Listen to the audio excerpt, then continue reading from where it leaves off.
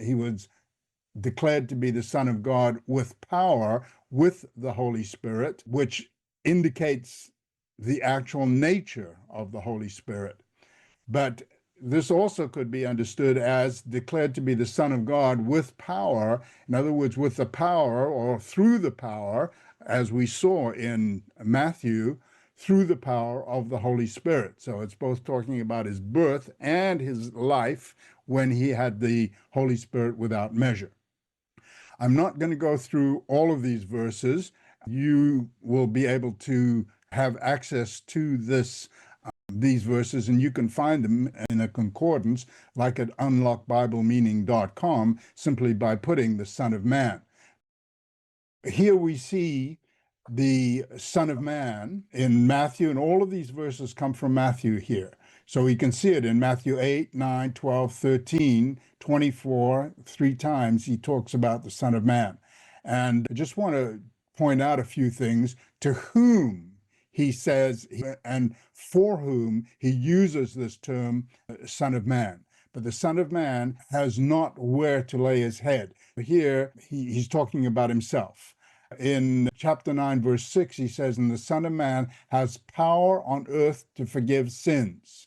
So here we are talking about, if we look at the Son of Man as the Son of Mary, he's saying this Son of Mary is endowed with the power of God, because only God can forgive sins. So once again, we have this mixture, in one sense, of human and spiritual. And of course, this is what Christ was. He was a human on earth. He was the Son of Man, but he was also the Son of God. And so these two work together, hand in hand. The Son of Man is Lord. Notice that. Lord. In the Old Testament, this would be Yahweh, is the Lord of the Sabbath day. He was talking to the Pharisees here. He was telling the Pharisees, who were Sabbath keepers and who felt they were strict Sabbath keepers and who were strict by the law, and I would go even further by saying they added on to the law.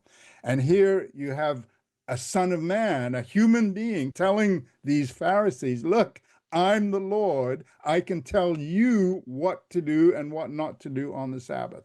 This is showing his authority and his power here to these ultra-religious, the highest religious authority in Judea at the time. In chapter 13, verse 37, he answered and said to them, he that sows the good seed is the Son of Man. This, of course, is a parable, but what he's saying here by sowing the good seed means he's the one who calls people into understanding and spirituality. The Son of Man shall send forth his angels. Look at this. The Son of Man, a human, can send forth angels, very spiritual, and shall gather out of the kingdom all things that offend and that which do iniquity. I'm not going to go on and explain this. And so here we also have, so shall also the coming of the Son of Man be, talking about his second coming and referring to himself as the Son of Man. Uncover the mystery of Adam and Eve's nakedness. Unravel the ambiguous connection between the Hebrew term for naked and the serpent's subtlety. Join us for this free mini-course and gain a profound new perspective on Biblical Hebrew. TheExplanation.com/naked